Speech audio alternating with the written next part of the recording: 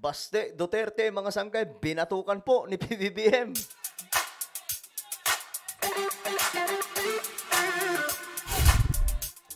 Yo guys, what's up? This is me, Sangkay Janjan. I'm back for another vlog today. Kamusta po mga kababayan?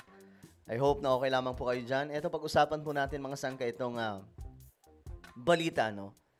Itong si Baste, talagang namang binigwasan po ni PBBM. Hindi po yung tipong literal na bigwas mga sangkay, kundi eto, malalaman nyo ngayon. Anyway, bago tayo mag-umpisa, pakisubscribe po muna yung ating YouTube channel. Ayan po, tayo po ay 1.48 million subscribers na. Malapit na po tayo makarating sa 1.5 million subscribers. So kung ikaw ay hindi pa po nakakapag-subscribe ngayon din, makikita nyo po yung subscribe button sa baba ng video na to. I-click nyo lamang po yung subscribe, i-click ang bell, at i-click nyo po yung all. Sa mga nanonood po sa Facebook, i-follow nyo po yung ating Facebook page. Okay, eto na nga. Pag-usapan na po natin ito mga sangkay. Sa mga solid sangkay, shoutout po pala sa inyo. Okay, eto ang sinasabi ko sa inyo. Kasi alam nyo, guys, ito yung nakakatawa. Nung una itong mga dilawang DDS, banat ng banat kay PBBM about sa 20 pesos na bigas. 'Di ba? Ginawan pa nga po nila ng kanta yan eh. 'Di ba? Yung kanilang maisog. O ngayon, pahiya sila. Pahiya kayong lahat.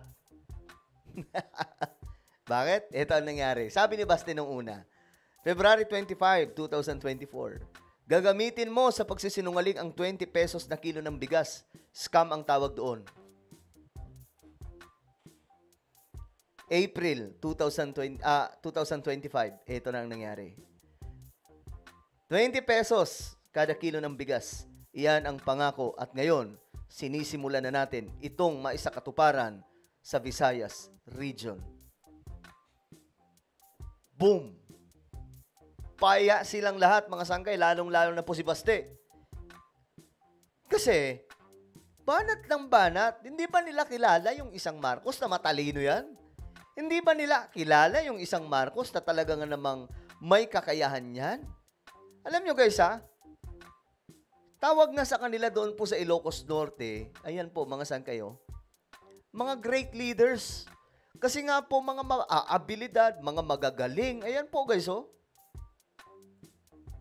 Yan, makikita nyo, sa iba't ibang lugar doon po sa Batak, Ilocos Norte, makikita nyo yung lugar, yung kanilang mga nakapaskil doon, Batak, home of great leaders.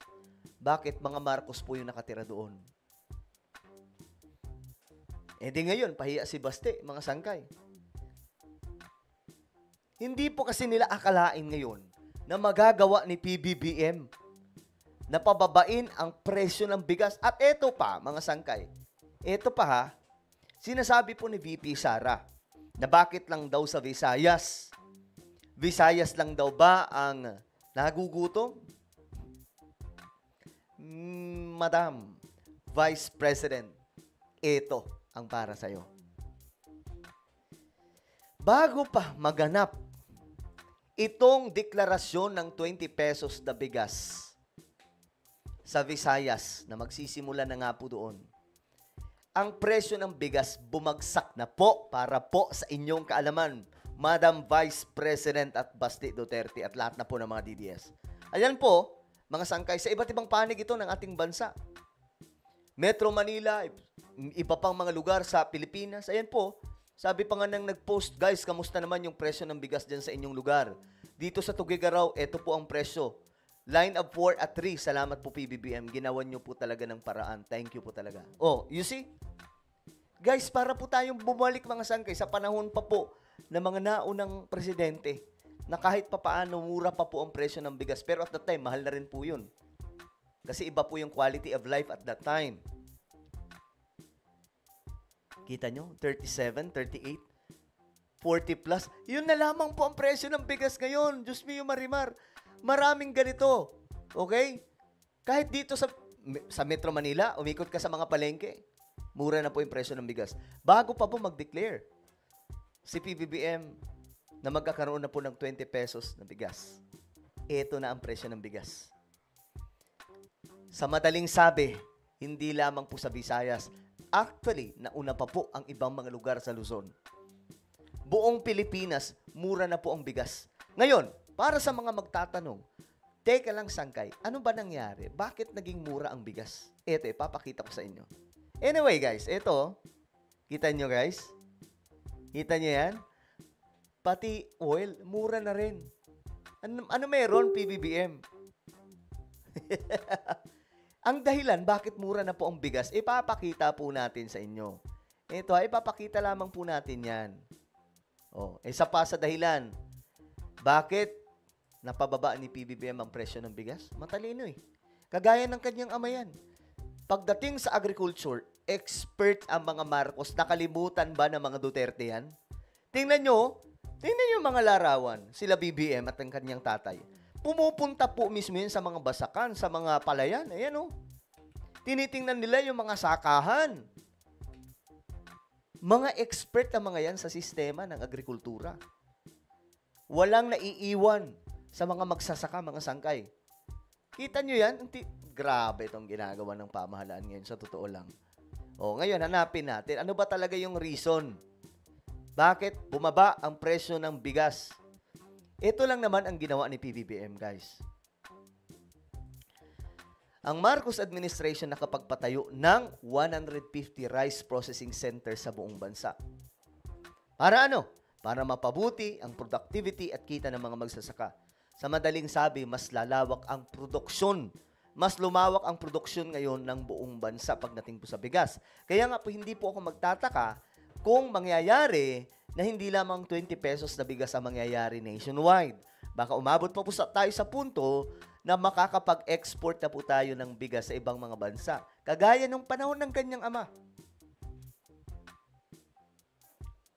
Matalino si PBBM. Matalino. Hindi ko nga in-expect to, mga sangkay, na mangyayari. Kasi sabi ko nga, akala ko hindi na kopya ni PBBM yung talino ng kanyang ama eh. Pero ngayon, mga sangkay, kailangan lang pala natin maghintay dahil nasa proseso ang lahat, di ba? Wala naman pong magic eh. Lahat po dumadaan sa proseso. Mga sangkay, hindi po yun yung tipong sinabi ko ngayon, bukas mangyayari na. Walang ganon, guys. Walang ganon.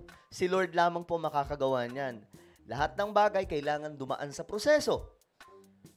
Ngayon, magtatanong kayo, bakit bumaba ang presyo ng bigas? Ayan po. Ikaw ba naman patayuan ni PBBM ng mga rice processing system ang maraming mga lugar sa Pilipinas? Ito po yun Iyan po yun yung ipinatayo ni PBBM. Marami. Mga ganito mga sangkay, nasa 150 na mga ganito sa buong bansa. Kaya yung produksyon natin sa bigas, sobrang dami. Mabilis, mga sangkay. You see? Ito ang nakakatungkot. Kita nyo yung crab mentality, mga sangkay, ni VP Sara. Alam nyo, wala naman ako problema kay VP Sara until sinabi niya to, mga sangkay, doon talaga ako nabanas. Hindi na po presidente ng Pilipinas ang kanyang sinisiraan. Buong bansa na po. Bakit? Sinisiraan niya po yung 20 pesos na bigas. Na para bagang ayaw niya mangyari ito.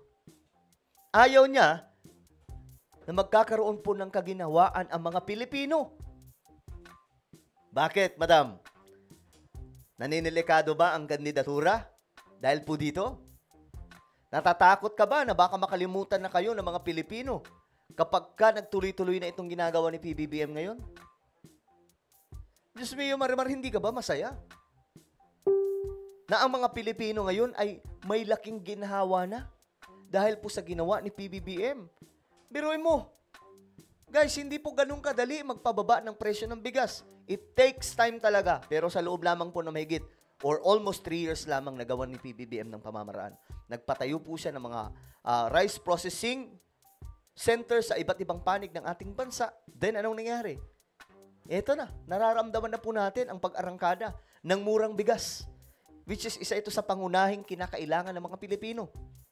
Mahilig ang mga Pilipino kumain ng kanin eh. 'Di ba? So ngayon, ito ang nangyari kay Baste. Mayor, kamusta ka ngayon? Medyo masakit pa ba ang ganun ni PBBM? Not literally, mga sangkay na batong. No? Pero mga sangkay, tingnan niyo naman. 'Di ba? Masakit ito sa kalooban nila ngayon na ang pangarap ni PBBM na gawing 20 pesos ang bigas, mangyayari na.